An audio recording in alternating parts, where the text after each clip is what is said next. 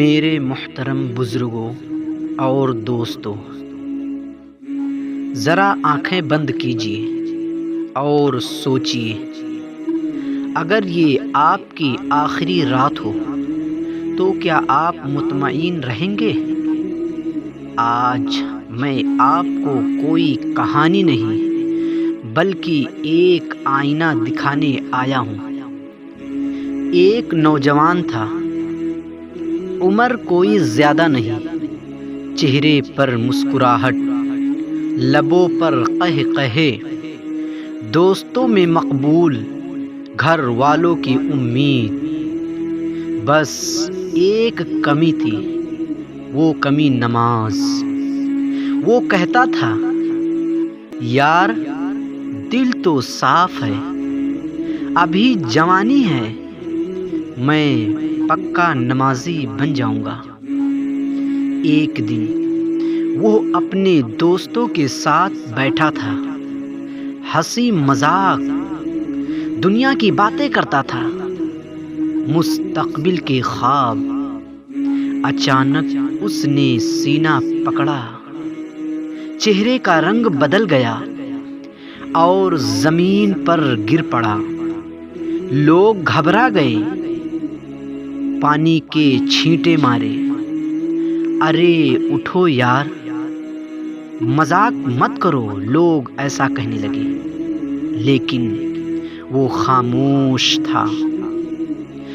اسپتال لے جایا گیا، ڈاکٹر باہر آیا اور بس ایک جملہ کہا، ہم کچھ نہیں کر سکتے، یہ جا چکا ہے۔ وہ جملہ ماں کے کانوں میں پڑا تو اس کی دنیا ختم ہو گئی۔ ماں دوڑتی ہوئی آئی، بیٹے کا ٹھنڈا ماتھا چوما اور بس ایک جملہ بار بار دہراتی رہی، بیٹا ایک نماز تو پڑھ لیتا۔ میرے بھائیوں، وہ جملہ کسی ماں کا نہیں بلکہ امت کا نوحہ ہے۔ جنازہ اٹھا، لوگ کہنے لگے، بڑا اچھا لڑکا تھا، کبھی کسی سے لڑتا نہیں تھا، لیکن کوئی یہ نہیں کہہ سکتا کہ وہ نمازی تھا۔ سوچئے، جب قبر میں رکھا گیا، مٹی ڈالی گئی اور لوگ واپس لوٹ گئے تو سب سے پہلا سوال کیا ہوگا؟ نام، ذات، عہدہ؟ نہیں، اگر سب سے پہلا سوال کوئی چیز ہوگا تو تیری نماز کہاں ہے؟ آج ہم کہتے ہیں اللہ غفور الرحیم ہے۔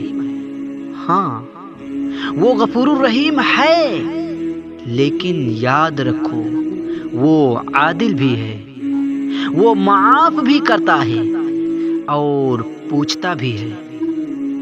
میرے دوستو، موت اعلان نہیں کرتی، وہ میسج نہیں بھیجتی، وہ عمر نہیں دیکھتی، وہ بس آتی ہے اور کہتی ہے، چلو۔ آج اگر آنکھیں دیکھ رہی ہیں، ٹانگیں چل رہی ہیں، دل دھڑک رہا ہے، تو یہ اللہ کا آخری موقع بھی ہو سکتا ہے۔ آؤ آج عہد کریں، نماز کو بعد میں نہیں ابھی پڑھیں گے، توبہ کو کل نہیں آج کریں گے۔ کیونکہ کسی ماں کی زبان سے یہ نہ نکلے، ایک نماز تو پڑھ لیتا۔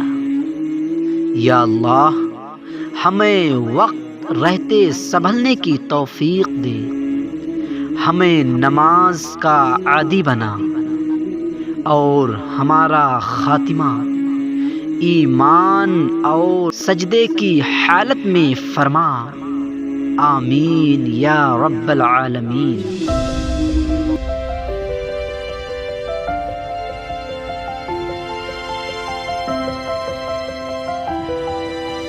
Audio Jungle.